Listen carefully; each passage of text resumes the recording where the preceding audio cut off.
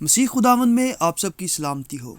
میرے عزیزو، ہم نے اطمینان کے ٹاپک پر جو سیریز شروع کی تھی اس کا آج چھٹا باب ہے، جس کا نام ہے آزمائش میں ایک ایماندار کا کردار۔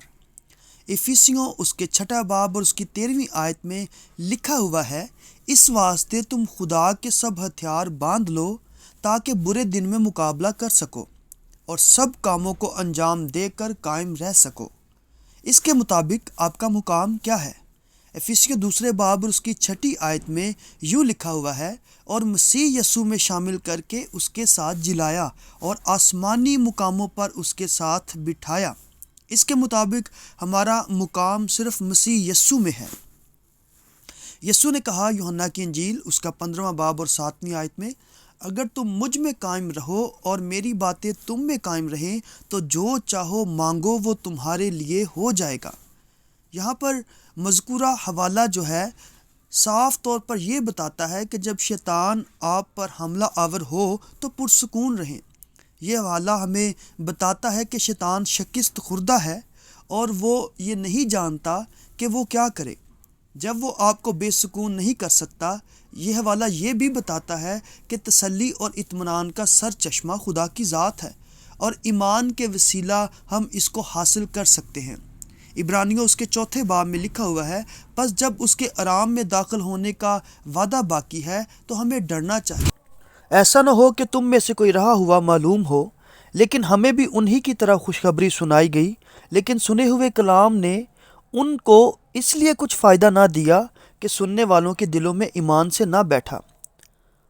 میرے عزیزو، آپ آگے بڑھیں اور زندگی سے لطف اندوز ہوں جبکہ خدا آپ کے مسائل کو حل کرتا ہے۔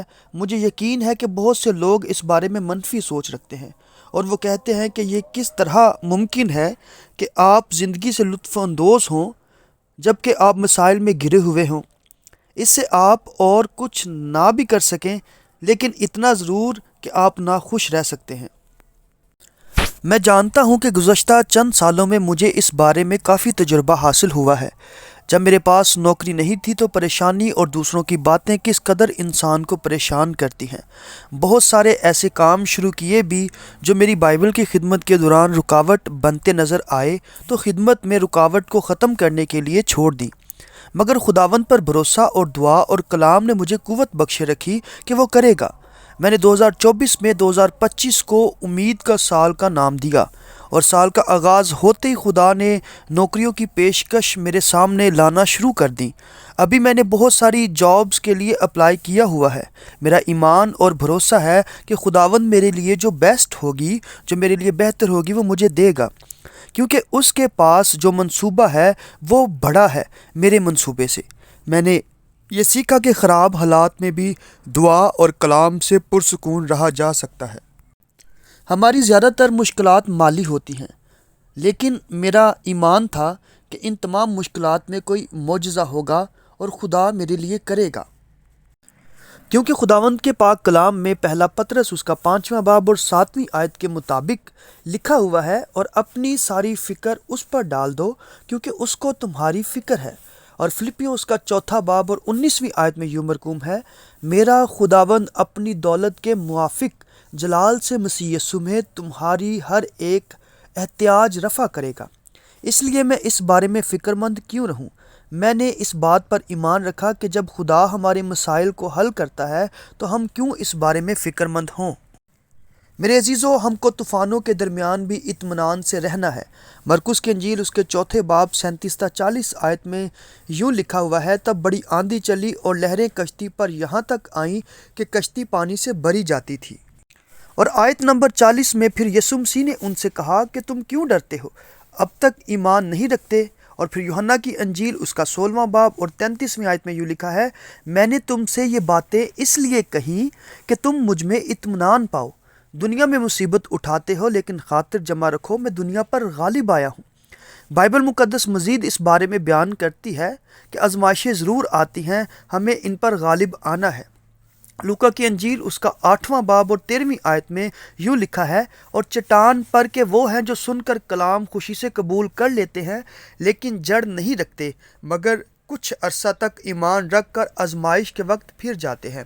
اور پھر اسی طرح خداوند کے پاک کلام میں پہلا کرنتھیوں اس کا 10واں باب اور 13ویں آیت میں یوں لکھا ہے، تم کسی ایسی آزمائش میں نہیں پڑے جو انسان کی برداشت سے باہر ہو، اور خدا سچا ہے، وہ تم کو تمہاری طاقت سے زیادہ آزمائش میں نہ پڑنے دے گا، بلکہ آزمائش کے ساتھ نکلنے کی راہ بھی پیدا کر دے گا تاکہ تم برداشت کر سکو۔ اسی طرح خداوند کے پاک کلام میں ایک جگہ لکھا ہے، مبارک وہ شخص ہے جو آزمائش کی برداشت کرتا ہے، کیونکہ جب مقبول ٹھہرا تو زندگی کا وہ تاج حاصل کرے گا جس کا خداوند نے اپنے محبت کرنے والوں سے وعدہ کیا ہے۔ اسی طرح کلام مقدس میں ایک جگہ مرقوم ہے، مگر ان سب حالتوں میں اس کے وسیلہ سے جس نے ہم سے محبت کی، ہم کو فتح سے بھی بڑھ کر غلبہ حاصل ہوتا ہے۔ ہم مغلوب نہ ہوں، بلکہ ہمیں ہمیشہ ان مشکلات پر غالب آنا ہے، لیکن ہم صرف یسوع مسیح کے ہوتے ہوئے اور اس کے نام سے ان پر غالب آ سکتے ہیں۔ ہمیں اس مقام تک آنا ہے جس کا ذکر پالوس رسول فلپیوں کی کلیسیا اس کے 4 باب 11ویں اور 12ویں آیت میں یوں کرتے ہیں، یہ نہیں کہ میں محتاجی کے لحاظ سے یہ کہتا ہوں، کیونکہ میں نے یہ سیکھا ہے کہ جس حالت میں ہوں اسی پر راضی رہوں۔ میں پست ہونا بھی جانتا ہوں اور بڑھنا بھی جانتا ہوں۔ ہر ایک بات اور سب حالتوں میں نے سیر ہونا، بھوکا رہنا، بڑھنا، گھٹنا سیکھا ہے۔ اور 13ویں آیت میں یوں لکھا ہے، جو مجھے طاقت بخشتا ہے اس میں سب کچھ کر سکتا ہوں۔ میرے عزیزو، اگر ہم یہ نہیں کریں گے تو ایک کے بعد دوسری مشکل اور مسئلے کا شکار ہوتے رہیں گے۔ یہ یاد رکھیں کہ اگر شیطان مسائل کے ذریعے آپ کو شکار کرتا ہے تو آپ ہمیشہ اس سے مغلوب رہیں گے، لیکن یسوع میں ہوتے ہوئے اختیار کے ساتھ آپ غلبہ پا سکتے ہیں اور ہمیشہ اطمینان اور تسلی میں رہیں گے۔ خداوند اس کلام کے وسیلہ آپ سب کو بڑی برکت دے، آمین۔